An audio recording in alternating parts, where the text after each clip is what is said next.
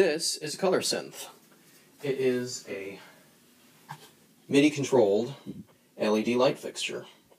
You got your MIDI in, your MIDI out, you've got a dip switch to set things like channel. You've also got some knobs on the side that you can use to manually control the functions, and then we've got some light-up front panel letters here just to brand it. So here we are in Ableton. My first channel has a simple synth on it, and I've got my remote SL piped into the input. We're record monitoring so we can hear it, and if I hit the keys, real simple, nothing fancy. My second channel that I've made here, again, it's a MIDI channel, and its input is the MIDI coming out of that synth, and that's in case I want to use arpeggiators or anything. I want to get all the MIDI here, but for now I'm gonna enable this channel. We're listening to the record monitoring, and we're going to the output of the keyboard, the MIDI output, which is connected to the ColorSynth, channel 1. And now when I hit those keys, there we go. So as you can see, the ColorSynth responds to MIDI notes, and each note going up chromatically kind of goes through the RGB spectrum, starts back over it at starts back at red here. So we from blackout down through white till we hit orange, through yellow and green, blue, magentas and red, and then that'll bring us back to red here. It doesn't perfectly line up with the octaves, but what we're trying to achieve is you know, getting all the colors represented by different notes. So it makes it real easy for you to just play something and have it visualized by the light. So the first thing I did was add this velocity adjustment so that we get a little stronger colors. And the reason I say that, if I turn this off, you'll see if I just kind of gently go through, the color changes happen gradually, but if I hit them hard,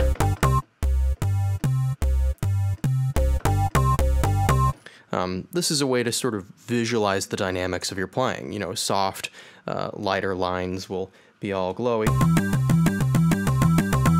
whereas heavier lines are more dramatic. So the next step, here in the synth, we can turn the arpeggiator on.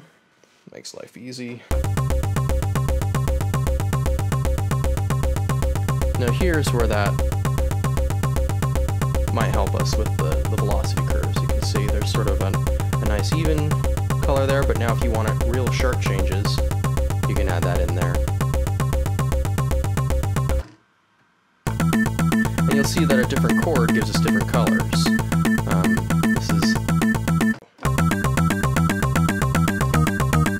Now slight changes won't be as noticeable in an arpeggiated pattern, but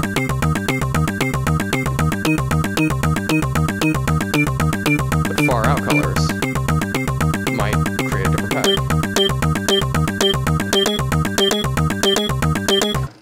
So there's some other cool tricks that we can play here. I've got a little device I've created here that controls 8 control changes. The ColorSynth also listens to control changes, so you can play notes and it'll respond to that, but you can also adjust things like our master intensity level here. That's control change 17. I've got a control change that'll cycle through the RGB spectrum without those the white colors in between. So if you don't want to just make it a bright light, but you want to just stick with colors by themselves, this is one way to do that. I've also got an oscillator. This is a color oscillator, and the higher the value, the faster the oscillation through the spectrum. And you can see there, higher values start going much faster. What's great about the Novation is the buttons on top zero out the controller that you're controlling, so it's pretty handy. The next controller, I'm pressing the wrong one here, is strobing, which on this camera I don't believe comes through unless I do a really high value. This is the slowest strobe speed, and if I start bringing it in faster, it starts aliasing with the shutter, so you don't really see, but it does some really neat shimmery things that we won't focus on in this video. We also have direct control of the red, green, and blue values So if you want to do pastels, or if you're into different colors, you have about 2 million color combinations to choose from, since the RGB values are in 128 steps. And then my final control here is a reset. So let's say you're strobing really fast, or you're oscillating really fast, and you want to stop that, but you don't want to black out the light. There you go. Easy blackout would, of course, on the Novation here, it just zeroes out the master when you push the button, and you can bring that back up. Or you can memorize the key before red, and that's another way to black out, is whatever you do. But you may not want that note, so that master control there might be handy. And you notice that master, since our colors is off, that master doesn't change anything there. So now that we know that there are these control changes, you can do some simple things like, let's say you've got a chord that you're playing. You just want to make it dim. The master level is kind of a subtractive value, so you'll notice that you start losing some of the in-between colors from red, green, and blue when you do that, but that is one way to handle it. You could also add some oscillation in between.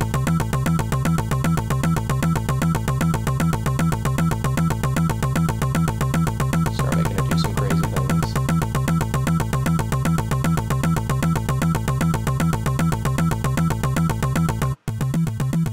And you notice that lighter colors happen slower, and harder notes happen quicker. And that, of course, is affected here with our velocity change. So a couple different things you can play with there. Now, if you're into Max for Live like I am, and I've made all these available on my website, ColorSynth.com, I create little patches that you can start doing some fun things. This is a device here that monitors the volume level of whatever channel it's put in front of. I'm using it in front of the synth, but you could put it in front of something else, like the drums or the main mix or something. And it monitors that level, and it sends out that level through Max to any other device. So I've enabled it now, and the other device that's listening to it is this control change modulate. So it's listening to that level, it's called. And you can name it anything if you want to use multiple devices, but so it's taking that parameter there and it's applying it to control change 17, so the master level. You could put this in front of the oscillator or the red, green, or blue values, but let's just do the master intensity to show how this works. And right now I've just got a straight 1-to-1 ramp, but if I start playing these colors, we should see.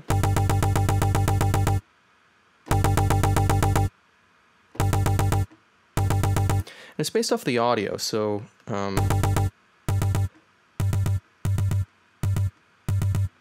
you start to get, that shouldn't matter here because this velocity is happening to the notes that are being sent.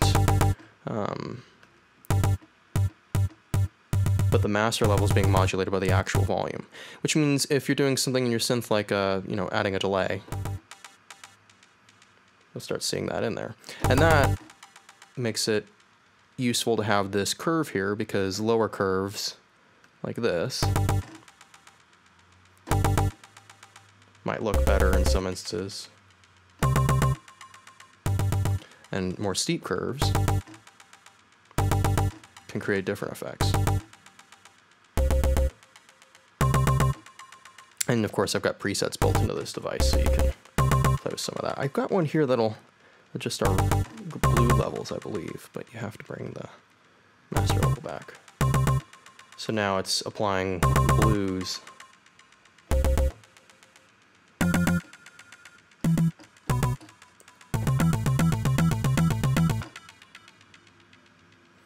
But I like doing it on the master level for this demonstration, so let's see. This is a dramatic, this is a subtle. And again, it's based off of the volume, so that's not dependent on the MIDI stream, so you want to play around with it and get the effect that matches what you want.